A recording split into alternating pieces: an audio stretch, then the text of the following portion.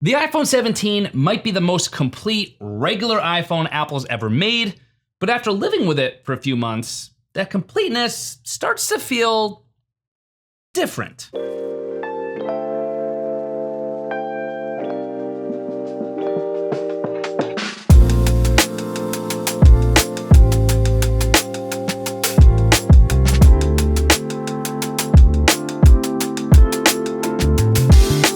What's up, friends? I'm Brian McDuff, aka BMac, and welcome to another video. Today we're taking a look at the iPhone 17, Apple's most complete base iPhone yet, but does its completeness actually change its experience? Hopefully by the end of this video, you will know whether or not that kind of completeness that this phone is offering is exactly what you want, or whether or not it's gonna leave you feeling a little empty. A quick thank you and a shout out to Apple for actually loaning out an iPhone 17 for testing, so Apple, thank you. But before we talk about all the new iPhone 17 features, we have to talk about the design.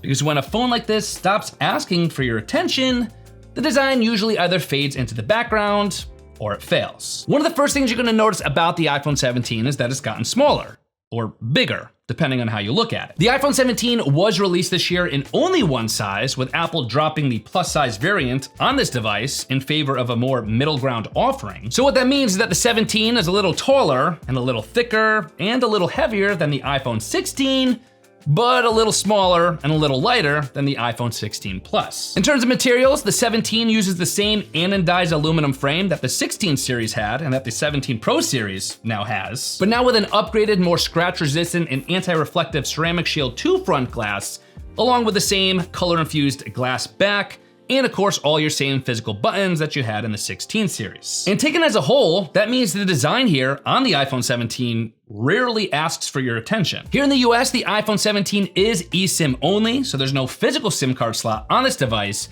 but you do still get your stereo speakers on the top and the bottom, along with your USB-C, USB 2 port on the bottom. And you are also, once again, getting an IP68 dust and water resistance rating, and topping all that off, the weight here is gonna come in at just 177 grams, putting the iPhone 17 pretty much right in the middle of Apple's iPhone lineup. In terms of colors, the 17 is available in black, white, mist blue, sage, or lavender colors, all of which look very pretty. But now we gotta talk about the iPhone 17 display, because the 17 display finally catches up on paper, but does that actually make it feel better to use? Like I mentioned earlier, the iPhone 17 this year is a one-size-fits-all approach to its display, with a 6.5-inch LTPO always-on OLED display, but now finally with a 1 to 120 hertz adaptive refresh rate. I still don't understand why it took Apple so long to add a higher refresh rate to their base iPhone, considering what the competition was doing, but luckily that long-running complaint is finally addressed here with the 17, and you are gonna get smoother visuals because of the iPhone 17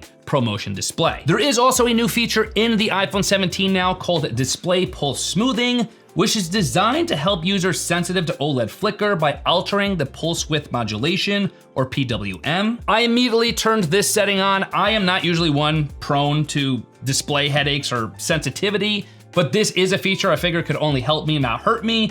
So I love seeing it here. I turned it on, and it's especially awesome to see for sensitive users. In terms of brightness, you are getting the same display brightness boost that you're getting across the other iPhone 17 models this year, with the display now capable of up to 3,000 nits of peak brightness outside, up from the previous 2,000 nits of peak brightness, so that in daily use, the display brightness rarely becomes something that you actively notice. Plus, we do have the added benefit of once again having even thinner bezels on the iPhone 17, something I always love to see, but also something you get used to pretty quickly. But now we do need to move on to the iPhone 17 cameras, because Apple has made some genuinely big upgrades this year. The question just becomes whether or not those upgrades actually make the regular iPhone 17 feel any more special to use. The iPhone 17 offers two rear-facing fusion cameras plus a new selfie camera, but this means you get the same 48 megapixel f1.6 main lens with sensor shift OIS, but now an upgraded 48 megapixel ultra-wide lens as well. Still no tele camera on the iPhone 17 series, which was also expected because that is seemingly still reserved for the Pro series models. But in case you're worried about that, do keep in mind that you do get the ability to go up to 2x optical quality zoom on that 48 megapixel main lens, plus you still do get that upgraded ultra wide, which covers your optical quality basically from 0.5 to 1x to 2x, And I think that covers how most people are gonna use their iPhone cameras day to day anyway. You could also shoot up to 4K 60 frames per second in Dolby Vision on the iPhone 17, or slow motion in 1080p up to 240 frames per second. And of course, HDR10 Plus support with Dolby Vision, which I love to see on these iPhones. But the real star of the show, along with the star of the show on the other iPhone 17 series devices this year,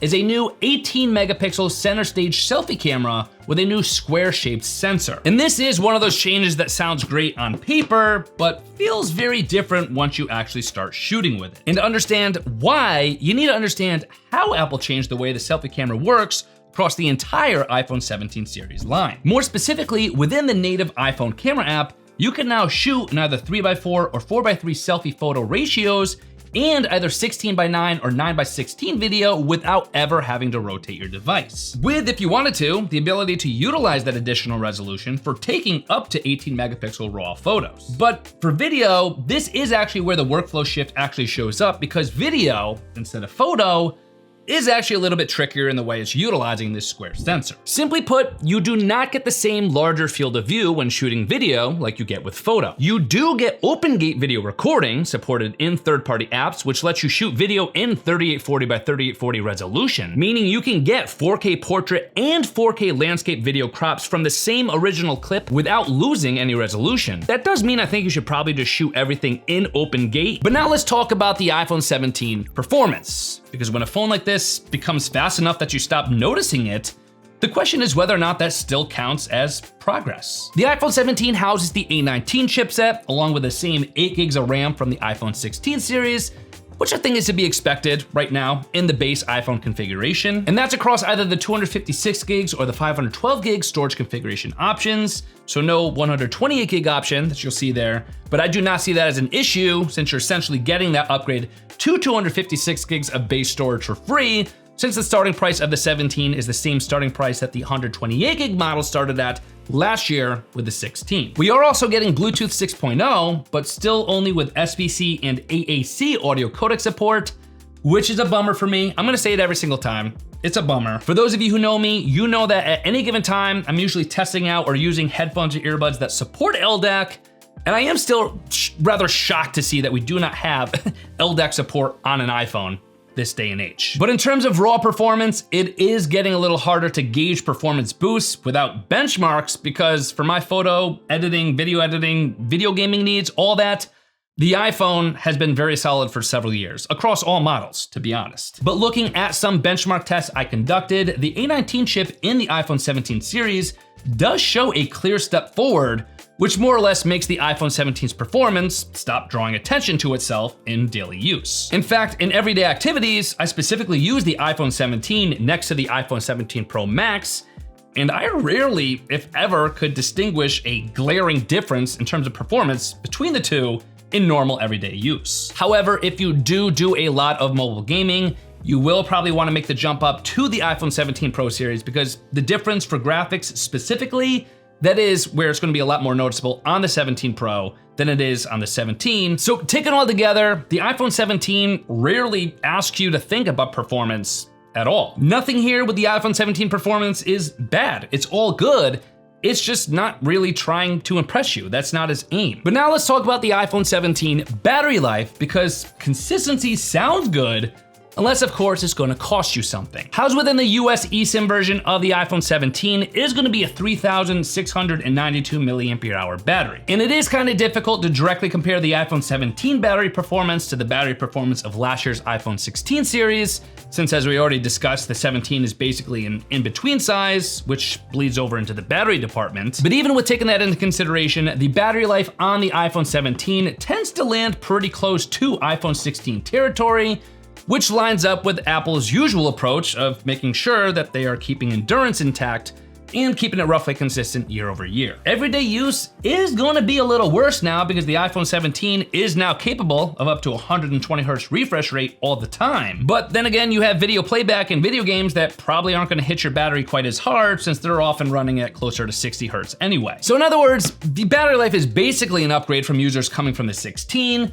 maybe a slight downgrade from users coming from the 16 Plus, but that is for an understandable reason, because of the slightly smaller size, while at the same time, you're getting a faster refresh rate. So balances here, man. That's what it's all about. In terms of charging, the iPhone 17 is capable of charging at up to 40 watts wired or wirelessly via Qi 2 charging at 25 watts with MagSafe charging. You're gonna be able to get a roughly 0 to 50% charge in about 20 minutes wired on the iPhone 17, or a 0 to 50% charge in just around 30 minutes using MagSafe, which is awesome. And then you do also get, once again, 4.5 watts of reverse wire charging, which is helpful for emergencies. So just like the other iPhone 17 series devices this year, they don't necessarily bring the fastest charging on the market, but in daily use, it rarely forced me to change how I use the phone day to day, and that's what matters most. I'm happy with it. So after a few months with the iPhone 17, here are my thoughts.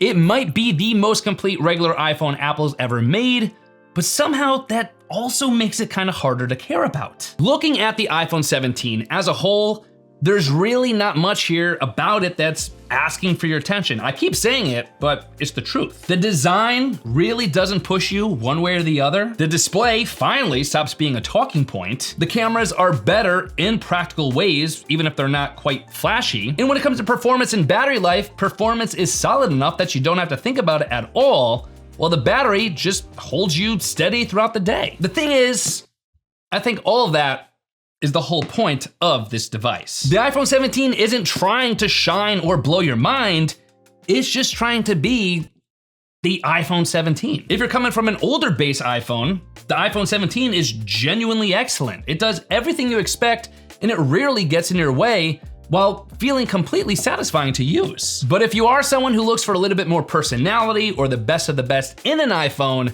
you want those standout features or a real sense of excitement when upgrading, the iPhone 17 doesn't really chase that, and it's not really trying to. So did Apple make the regular iPhone so complete in the iPhone 17 that it no longer needs to shine?